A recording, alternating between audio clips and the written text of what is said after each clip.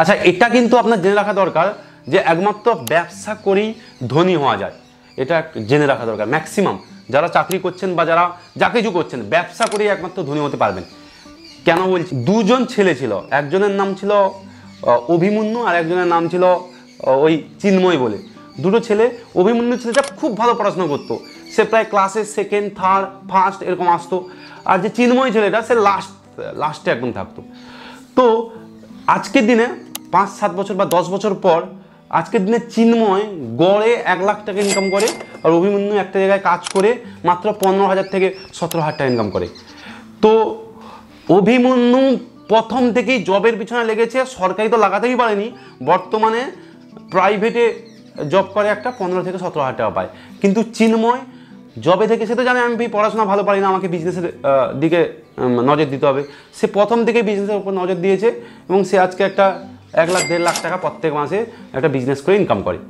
এবার আমি এই স্টোরিটা, এটা রিয়েল স্টোরি, এটা বলার কারণ হচ্ছে আপনি যেইখানে আছেন না কেন, আপনাকে বিজনেসে যে পয়সা আছেন না কেন, আপনাকে একটা বিজনেস করতে হবে, সাইড বিজনেস হলেও শুরু করতে হবে।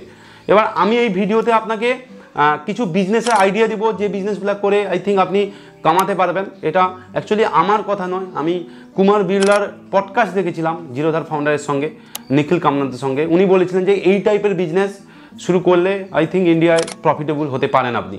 ঠিক আছে, এখানে 4-5টা আইডিয়া দিব, সেই 4-5টা বিজনেস আপনি করতে পারেন। প্রথম যেটা হচ্ছে সেটা হচ্ছে আপনি জুয়েলারি বিজনেস শুরু করতে পারেন। সাপোজ আপনি কাজ করছেন, আপনার কাছে একটা 2-5 লাখ টাকা জমা হয়ে গেছে, আপনি এই মুহূর্তে অক্সিডাইজ জুয়েলারি বা ইমিটেশন জুয়েলারি একটা বিজনেস করতে পারেন। দেখুন, সোনার দোকান করলে তো প্রচুর প্রফিট হবে, বাট আপনার কাছে সোনার দোকান করতে হলে মিনিমাম 2 থেকে 3 কোটি টাকা দরকার, যেটা আপনার নেই আমি জানি। যদি থাকে তবে করুন, না হলে আপনি যে কোনো একটা সিঙ্গেল মেট্রিকের উপর, যেমন অক্সিডাইজের উপর বা ইমিটেশনের উপর আপনি গয়নার ব্যবসা শুরু করুন এবং সেখান থেকে আপনি ফেসবুকের মাধ্যমে, ইনস্টাগ্রামের মাধ্যমে, মেলাতে, আপনার বিভিন্ন জায়গায় আপনি স্টল দিন। ঠিক আছে, স্টল দিয়ে আপনি বিক্রি করুন। দেখুন, ছোট ভাবলে হবে না, কোনো ব্যবসায়ী ছোট নয়। আপনি যে কোনো জায়গায় যদি বিক্রি করেন, আপনার ইনকাম হবেই, গ্যারেন্টি ইনকাম হবেই। তো সেখান থেকে আপনি একটা ভালো টাকা উপার্জন করতে পারবেন। সেকেন্ড যে আইডিয়াটা, সেটা খুব ইন্টারেস্টিং, সেটা হচ্ছে আপনি রিটেলের বিজনেস করতে পারেন। রিটেল মানে কি? জামা কাপড়। সাপোজ এই মুহূর্তে ধরুন ইন্ডিয়ায় 130 কোটি মানুষের উপরে আছে, সেটাও আপনি জানেন। তো সবাই কিন্তু জামা কাপড় পরে, তার মধ্যে 40 থেকে 50% মানুষ প্রত্যেক মাসে বা 1 বছরে মিনিমাম 5 থেকে 10টা জামা প্যান্ট কেনেই, মিনিমাম 5টা কেনে। তো যদি আপনি রিটেলের বিজনেস করেন এবং যদি জামা কাপড় বিক্রি করতে পারেন, যদি অনলাইনের মাধ্যমে বিক্রি করতে পারেন, সেটা তো বেস্ট হবে। বা আপনি যদি শুধুমাত্র লেডিস সেকশনকে টার্গেট করেন, মহিলার অনলি ফর কাপড় সেল করতে পারেন, সেটাও বেস্ট হবে। বা আপনি যদি অনলি ফর ফাঙ্কি ড্রেস, মানে বিভিন্ন টাইপের কাটা ছেঁড়া এরকম বিভিন্ন টাইপের ড্রেস যদি আপনি বিক্রি করতে পারেন, সেখানেও প্রফিট হবে। রিটেলে কিন্তু বড় বড় কোম্পানি সব ঢুকে গেছে। দেখুন, টাটার জুডিও আছে, রিলায়েন্সের ট্রেন্ড আছে। তো এরকম বড় বড় কোম্পানি, বিড়লা কোম্পানির প্যান্টালুন্স আছে। তো এরকম বড় বড় কোম্পানি আছে রিটেল সেকশানে। যদি আপনি এটাকে করতে পারেন, তবে কিন্তু আপনার জন্য প্রফিট হতে পারে।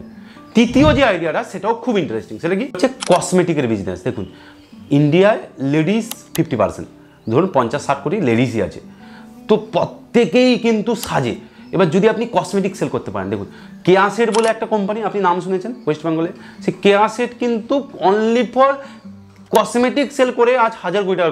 আপনি মামা আর্থের নাম শুনেছেন, আপনি সুগার কসমেটিকের নাম শুনেছেন। এরকম সমস্ত company only for cosmetic sell করে আজ 1000 কোটি টাকা কামিয়েছে। আপনি কেন পারবেন না? কোয়েশ্চেন করুন। আপনাকে যে কোনো কসমেটিকের উপর, আপনি কসমেটিকের দোকান করতে পারেন। প্রথমে আপনি কসমেটিক কোনো প্রোডাক্টের ফ্র্যাঞ্চাইজি নিতে পারেন, যেমন লোটাসের। যদি আপনি অনলি ফর লোটাসের ফ্র্যাঞ্চাইজি নিয়ে লোটাসের কসমেটিক রাখেন, সেখানেও আপনার ইনকাম হবে। তো আমি বলতে চাইছি, আমাদের এখানে একটা দোকান আছে, সে রিটেল প্লাস হোলসেল করে। সে কী করে? বিভিন্ন ধরনের কসমেটিক রাখে, বিভিন্ন ধরনের যেমন ইমিটেশন দোকানে সব কিছু রাখে। তার ডেলি 10 থেকে 15,000 টাকা সেল হয়। বিশ্বাস করবেন? আপনিও চাইলে করতে পারেন, একটা কসমেটিকের দোকান করতে পারেন এবং সেল করতে পারেন। সেটা কিন্তু আপনার এরিয়ার উপর নির্ভর করতে হবে, আপনি কোন জায়গায় খুলছেন সেটার উপর নির্ভর করতে হবে। কসমেটিকের বিজনেস একটা বেস্ট বিজনেস আইডিয়া। নেক্সট যে আইডিয়াটা, সেটাও খুব ইন্টারেস্টিং। সেটা কি? সেটা হচ্ছে আপনি যদি ফুডের উপরে কোনো বিজনেস করেন, খাবারের দোকান। যদি ভাবুন এই মুহূর্তে রাজুদার পকেট পরোটা ফেমাস, যেমন রাজুদা কিছুদিন আগে ফেমাস হয়েছিল, এখনও ফেমাস আছে। যেমন দেখবেন বিরিয়ানি কাকু ফেমাস, যেমন দেখবেন আপনার দাদা বৌদি বিরিয়ানি ফেমাস, যেমন দেখবেন মোমো ফেমাস। তো এরকম কোনো একটা দোকান করে, কোনো একটা ব্যবসা করে ওটাকে যদি ফুডের বিজনেস করে ওটাকে যদি ফেমাস করাতে পারেন, বা খাবারের দোকানে ইনকাম আছে, যে কেউ খাওয়ার দোকান। আমার ভাই অ্যাকচুয়ালি হায়দ্রাবাদে কাজ করে, আমি বলেছি তুই এসে তোকে প্রথম টার্গেট করা উচিত, তুই যা কাজ করতিস, তোর কাছে হয়তো তুই 1 লাখ জমা করেছিস, তুই ট্রাই করে দেখ যে আমি একটা বিরিয়ানির দোকান স্টল দিয়ে দেখবো সেখানে ইনকাম হয় কিনা। আরে 100% ইনকাম হবে। কারণ যদি তুই ঠিকঠাক বলিস এবং এটা ভাইরাল করি যে আমি হায়দ্রাবাদে থাকতাম 15 বছর ধরে এবং হায়দ্রাবাদি বিরিয়ানি আমি শিখেছি, আপনারা খেয়ে টেস্ট করুন।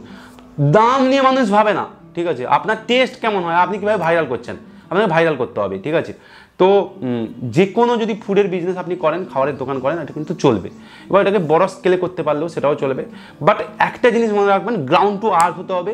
একদম ছোট লেভেল থেকে শুরু করুন, তারপর ধীরে ধীরে বড় হন।